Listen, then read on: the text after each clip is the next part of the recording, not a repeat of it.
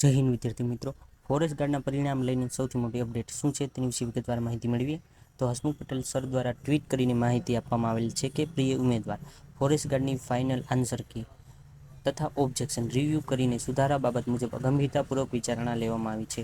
આખરી પરિણામ 15 જુલાઈ પછી અને ગ્રાઉન્ડ ટેસ્ટ એટલે કે ઓક્ટોબર પછી જ આવશે. ટૂંકમાં કે હવે ફાઇનલ પરિણામ ફોરેસ્ટ ગાર્ડનું 15 જુલાઈ બાદ અને ગ્રાઉન્ડ જે એટલે કે ફિઝિકલ એક્ઝામ જે ઓક્ટોબર 22 આયોજન કરવામાં આવશે.